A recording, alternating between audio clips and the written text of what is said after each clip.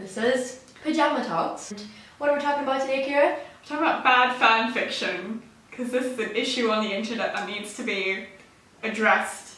The main home of all these bad fan fictions is, as all of you know, because I'm pretty sure most of you do read fan fiction, is Wattpad. Or fanfiction.net, where it all started. It's kind of like your 2009 Facebook page. Yeah. Don't go there. Just don't dig it up. Dark place. Let's start by discussing the famous fandom fan fictions that everybody in the fandom seems to know about, everybody recommends. Everyone always fangirls over it. Cries over it, yeah. You see so many tweets about it. Oh yeah. Everybody knows the characters, the plot, the author, everything. It probably has like 500,000 reads. And then you get around to reading it, and it turns out to be shit. The grammar, the spelling, first of all, terrible usually. Also, unrealistic kind of character trait. Unrealistic situations. You know, you get through like half of the first chapter, next thing you know the main character's already going, "It's been only 2 days, but I know it's true love." A lot of it's just so out of character. Yeah. It romanticized Draco Malfoy and how he's really just a sweet guy. And the things he does like these sweet, gentle things, and it's like, no. Stick to the guidelines, basically. I mean, obviously, like, you know, flourish with your creativity and whatever. Exactly. But it still needs to be in character to be believable. You don't want to turn your fanfiction into a 50 Shades of Grey kind of thing. No. You cannot support those kind of fanfictions because it will turn to a 50 Shades of Grey kind of thing. We were discussing that in class the other day. One of our friends said that she's read 14-year-old written fanfiction who's got better grammar, better spelling, and better plots than 50 Shades of Grey. And 50 Shades of Grey is a published book. Everyone's read bad fanfictions, it's okay. Everybody's written bad fanfiction. Everyone has that one fanfiction that's they're really so shitty, ashamed about. but they still love it anyways. What we try to achieve with good fanfiction is to make it realistic, to be able to sit down and think, this could legitimately happen to me. It's not going to happen to me, but hypothetically, it could. I'm living vicariously through this main character. It could happen. It's not a sort of thing like, his eyes scanned the crowd, they locked into mine. Okay, what if they're playing at Madison Square Garden? His eyes are not going to lock into yours, first of all. Have you ever been on the stage, like, you can't see shit? You can't see anything. Lights in your face. So many lights in your face, exactly. There are like 3 million people in there. You spot a person, next thing you know, you look again, they're not there anymore. Also, tragic backstories. I know we all kind of have our own sob stories and whatever, but these main characters usually have some tragic, overwhelming, overarching backstory that seems to hinder them in their normal life until the guy comes around. You don't need a guy for you to sort your life out, okay? Yeah. Okay, I would understand how happy you would be if your favorite band member came and asked you out on a date, but that... It's not gonna sort your shit out. It's not gonna sort your life out. Fanfictions make women sound so weak. Yeah, and we need to get rid of this trope. We do. If anything, we need to help them get their shit together. Yeah, there's nothing better than a girl who can like get her own shit together regardless of a guy. Can we please stop supporting this in fanfictions? It's so annoying. I read this every single week and I'm so sick of it. Love triangles and tragic cheating stories and tragic backstories and oh my god, I love him so much after 2 days. And the band splits up because 2 of them are in love with you. Yeah, this is not Yoko Ono, I'm sorry. Another thing we need to eradicate is the constant use of the first person perspective. I do that. It's fine, like once in a while, but literally every single fan fiction is I woke up and it was a beautiful day outside. No! It's very biased actually, this first person. I agree with that. But if it's okay though, if you write it in the first person, but you have those characters which are like the other character's point of view, and then you write that in the third person, I like those. I like those a lot. Mary Lou fan fiction where the main character, usually a girl, is perfect. Like, oh, she had silky raven black hair and pale skin and these bright blue eyes that sparkled like the stars, again with these ridiculous metaphors.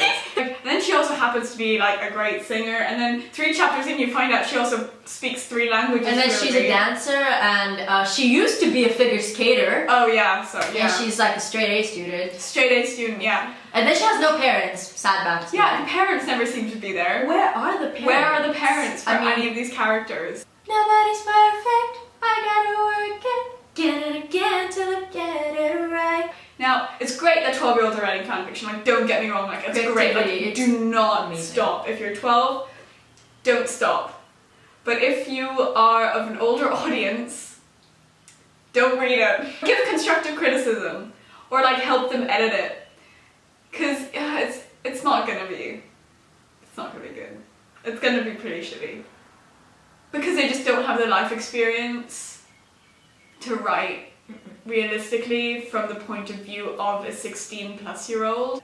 Their ideas of what love is, or what the male character should be like. It's all Also, I was reading a fanfiction once. It's probably the first fanfiction I read. And the girl was adopted by the band, and then she started to have an affair with one of them, and then they got married. So technically, they married their daughter. Technically speaking. Stay away from creepy plot lines. Also, if you're gonna sexualize your fanfiction, kind of like 50 Shades of Grey, or which one is that? Make it realistic. Which one is that? One Direction one, the hairstyles one? Oh, the dark hairy one. I can't remember. After? Is it after? After. After. I mean, if you're gonna write that kind of shit, censor it. No, not censor, but like, put it PG whatever. You warn your audience when you're gonna start writing sexy scenes, and then make sure they're realistic.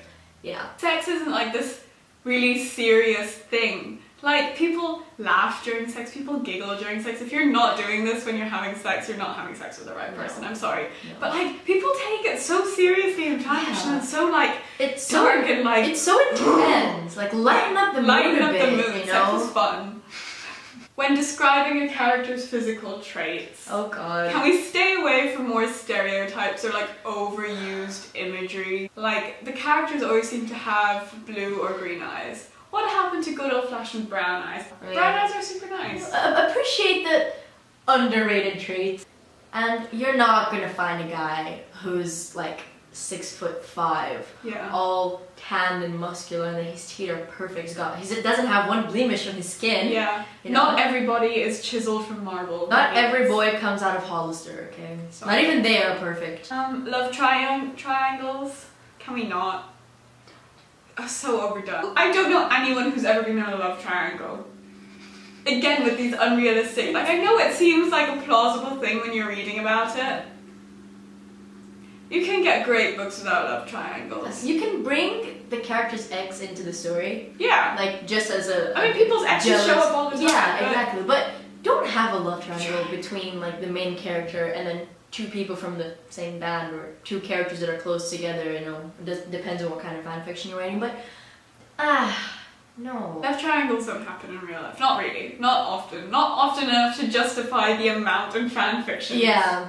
A lot of people write about situations they haven't been in, which, you know, obviously because you're thinking creatively, but you need to be able to draw from your own experiences too. Like, if you're writing something that you have 0 experience with, at least do your research, or find someone that has and ask. You can't start talking about China and how it is. Never been to China. There are the cliches as well. The typical one in which the main character always gets into an accident.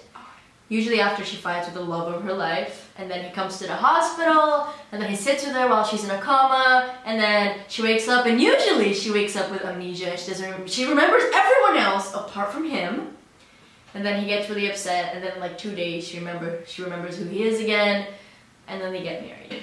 Another overused cliche is characters maybe going out for a year, and then the female character suddenly finds out she's pregnant all of a sudden, and then kind of freaks out for a bit, tells her boyfriend, and he's always completely fine with it, super excited, super sweet about it. Not worried one bit. It's okay, it's fine. Got a kid and something, that's totally okay. That's completely fine, and they seem to handle being pregnant so well. They handle being parents so well. Again, like, how often does this actually happen, and has this happened to the author? Are they speaking from experience? If you're gonna keep a cliche, keep a correct cliche, like a stereotype kind of thing, the teenage parents, like, sometimes they don't know what they're doing, sometimes they mess up, they learn here. Sometimes boys are dicks and walk out. No matter how in love you are with a boy, he can be a dick. Like, nobody is perfect. Another cliche is there seems to be a lot of self-harm and depression involved in these kind of fanfictions. Don't mind, of course, but I think you can get some dramatic things going on without bringing up those kind of things. I have not seen one fanfiction which doesn't have that kind of stuff. We understand that, like, a lot of authors are going through that and, you know, try to comfort themselves, and that's great. But, you know, there's also other ways. You could write a happier atmosphere. I mean... Yeah, also that can be super triggering for some people. Depends on how descriptive you get with it. Again, with the warnings and warning your audience about what you're about to write. Yeah. Just so people get a choice, you know, so they know what's coming and what's not. We can't judge what makes up a good fanfic. I mean, it all depends on what you like, really. Good character development, good dialogue, good, this is gonna be super nitpicky, but the way it's paragraphed, read a book maybe before you start writing fanfiction. That sounds terrible, I sound like a bitch saying that. But each character, if they say something, should be on a different line. You can't have dialogue running into the same paragraph if it's from different characters. If the time changes, the place changes, or the person speaking changes, it's a new line or a new paragraph. Thank you very much. Good night. I think this is about it. Yeah.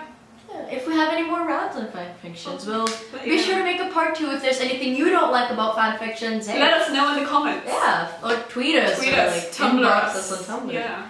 We'll make sure to make a part 2 with what you think. If we get around to it. Yeah, if we get around to it. No promises. Because we are unreliable. That's Kira. Hi. That's Gigi. Hi. And... Yeah. We think we know what we're talking about. Slay.